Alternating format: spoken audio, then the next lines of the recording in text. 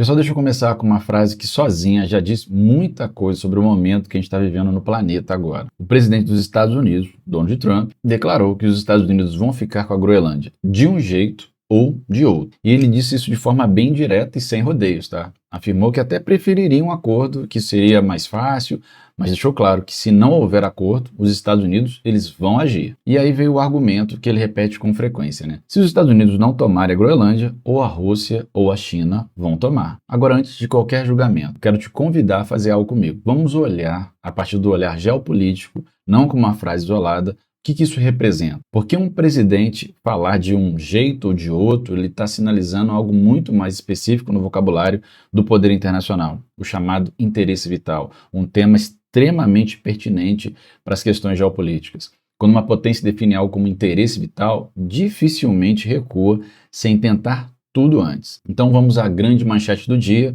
Trump diz que a Groenlândia é imprescindível para a segurança nacional. A primeira manchete que surge a partir das declarações de Trump é clara. Ele afirmou que a Groenlândia é imprescindível para a segurança nacional e até para a segurança mundial. E aqui entra a pergunta que muita gente faz, talvez até você que está me assistindo agora, né?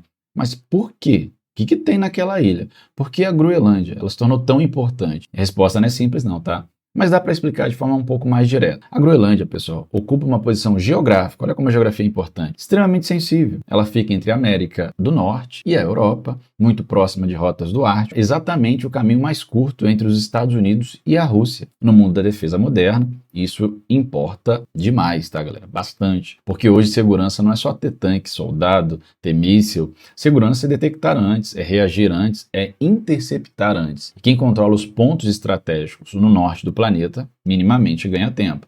E tempo em geopolítica é poder. Você sabia que os Estados Unidos já têm base militar lá na Groenlândia? E aí, outra notícia importante que muita gente não sabe nesse contexto, é que os Estados Unidos já mantêm presença militar no território da Groenlândia desde 1951. Lá tem uma base conhecida como Pituffik, ou a antiga base de Thule, considerada a instalação militar americana mais ao norte do planeta. Ela é usada para monitoramento, defesa antimísseis, vigilância do espaço aéreo no hemisfério norte. Então, repare bem, tá?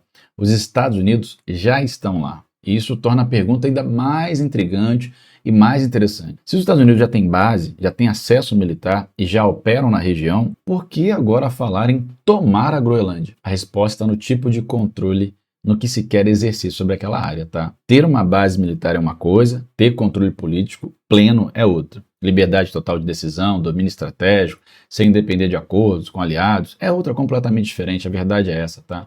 E é importante entender que o Ártico não é mais um canto esquecido do planeta. E aqui entra um ponto que muda o jogo no século XXI. O Ártico deixou de ser um espaço minimamente periférico, com o avanço do degelo, com novas rotas marítimas que estão surgindo, encurtando distâncias entre a Ásia e a Europa. Ao mesmo tempo, cresce o interesse por recursos naturais, por minerais críticos que são fundamentais para a tecnologia, para a energia, para a indústria de defesa, e tudo isso os Estados Unidos estão pensando. Isso transforma a Groenlândia em algo muito maior do que apenas um território gelado. Na verdade, ela passa a ser agora um ponto de vigilância militar importante, geoestratégico, um nó de rotas marítimas, que podem ser inclusive comerciais, área de interesse econômico para várias áreas do planeta e peça-chave, né, na disputa de grandes potências. Quando Trump fala em Rússia e China, ele está se referindo a um cenário mais amplo, um mundo em que o Ártico virou fronteira estratégica. E aí, é claro, se pergunta, mas e a Europa? A Europa está reagindo, pelo menos as falas que Trump tem trazido, tem havido declaração contrária. As declarações não estão ficando sem resposta. Vários líderes europeus reagiram duramente. Países aliados à Dinamarca deixaram claro que não aceitam a ideia de anexação da Groenlândia e reforçaram que a soberania do território é inegociável. E aqui uma situação fica ainda mais delicada, né? Porque a Dinamarca é membro da OTAN, a Organização do Tratado Atlântico Norte, assim como os Estados Unidos. A OTAN consiste em uma base, um princípio fundamental, onde os aliados se protegem contra as ameaças externas. Nunca foi pensada para lidar com a possibilidade de um aliado ameaçar o território do outro. Então, quando você pega um presidente americano falando em tomar o território de um associado, um país da OTAN, isso cria no mínimo um curto-circuito dentro dessa aliança e coloca ela em xeque, né? É por isso que vários países europeus começaram a enviar pequenos contingentes militares à Groenlândia, realizar exercícios militares, sinalizar a presença, nós estamos aqui, não porque esperam que uma guerra entre aliados ela venha acontecer, mas querem deixar claro que esse território não está abandonado. Hoje também tivemos o Parlamento Europeu, que pode, sim, congelar o acordo comercial com os Estados Unidos. E o conflito não ficou só no campo militar ou no campo diplomático. Ele começa a avançar para a economia, tá? Diante das ameaças de Trump, inclusive de impor tarifas a países que se opuserem aos seus planos de 10, 25 e até mais por cento, líderes europeus passaram a discutir o congelamento de acordos comerciais com os Estados Unidos. Imagina o tamanho disso. Isso é muito significativo, pessoal. Porque quando o comércio ele entra na disputa, a mensagem ela muda de tom, inclusive dentro do cenário norte-americano.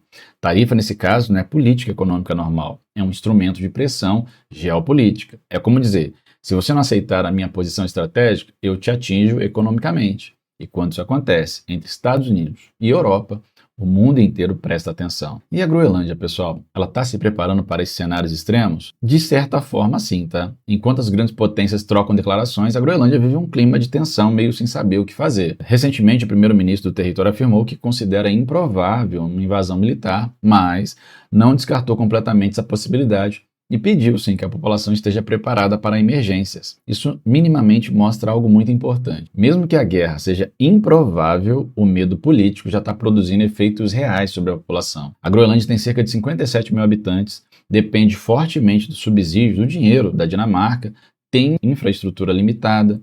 A ideia de se tornar independente é delicada, né? Porque ela está no meio de uma disputa entre potências e pode se tornar, numa possível independência, até mais vulnerável. Historicamente, a Groenlândia foi uma colônia da Dinamarca durante séculos, tá? Hoje ela possui um autogoverno, mas ela não consegue controlar integralmente a sua própria defesa, sua política externa. Existe sim um sentimento de identidade própria e até de simpatia pela ideia de independência, mas também existe o medo, né, de um processo acelerado que deixaria o território ainda mais exposto à influência externa, vulnerável às grandes potências. E esse tipo de ambiguidade costuma atrair o interesse dessas grandes potências, né? A geopolítica, ela gosta dessas áreas, onde a soberania é complexa, onde a dependência econômica ela é alta e o valor estratégico é enorme. Uma outra manchete importante, a Rússia observa a crise europeia e dos Estados Unidos. E agora vem um ponto dos mais interessantes nesse tabuleiro, tá? Enquanto Estados Unidos e Europa entram em atrito, analistas observam que Vladimir Putin e o Kremlin acompanham a situação com alguma satisfação, tá? E isso faz todo sentido. A maior força do Ocidente sempre foi a unidade entre os Estados Unidos e a Europa dita ocidental. Quando essa unidade se desgasta, a capacidade de resposta conjunta diminui. Para a Rússia, qualquer crise que enfraqueça a OTAN, que gere desconfiança entre os aliados, que distrai a atenção europeia, é claro que é vista como positivo. Além disso, a disputa pela Groenlândia pode ser usada como um argumento político propagandístico, relativizando críticas e ações russas em outras regiões do mundo, como, por exemplo, na Ucrânia. E aí o que cada ator quer em linguagem simples. Vamos tentar traduzir o que está acontecendo de forma mais direta para todo mundo entender, tá? Os Estados Unidos querem garantir o controle total sobre uma área estratégica, reduzir riscos no Ártico, impedir que rivais ampliem sua presença na região. A Dinamarca quer preservar sua integridade territorial, evitar um precedente perigoso dentro da própria OTAN. A Groenlândia quer, no mínimo, segurança, autonomia e não ficar virando moeda de troca na mão de potências. A Europa quer impedir que as mudanças territoriais ocorram por pressão econômica ou militar, o que iria fragilizá-la. A Rússia quer ver o Ocidente dividido, pegando fogo, desconfiado e menos coeso. E esse é um tabuleiro bem delicado, tá? Onde nós temos muitos atores globais importantes. E o que isso muda para o mundo? Essa crise mostra algo maior do que a Groenlândia. Sinaliza que a gente está entrando numa fase em que grandes potências falam de forma mais direta, né? Alianças que são normalmente tradicionais estão em tensão, estão sendo tensionadas. A economia está virando arma política e discursos de segurança justificam pressões cada vez mais abertas nesse mundo globalizado. Não significa que a guerra é inevitável, tá, pessoal? Mas significa que o mundo está mais áspero, menos diplomático e mais disposto a testar os limites que a gente tem na diplomacia internacional. Pessoal, se você está chegando agora, eu sou o professor Roger Daltri e esse é o Geopolítica em Pauta. Aqui a proposta é exatamente essa, tá? A gente pega as principais notícias do mundo que está bombando aí na geopolítica para explicar de forma clara, sem muito rodeio, o que isso significa, tentar simplificar isso para que a gente possa, em conjunto, entender o que isso pode gerar, inclusive para a gente. E eu deixo para finalizar aqui uma única pergunta, para finalizar o vídeo. Quando um país diz que vai ficar com algo de um jeito ou de outro, você acha que a gente está entrando numa fase da geopolítica mais direta e menos diplomática? até entre aliados? Deixe sua visão aí nos comentários e me diga o que você acha disso, o que isso pode acontecer, o que isso pode ocasionar, quais as consequências disso que está acontecendo lá nos Estados Unidos, entre os Estados Unidos e a Europa, com o pano de fundo ali da Groenlândia. Vamos pensar um pouco sobre isso. E tem mais uma coisa, né?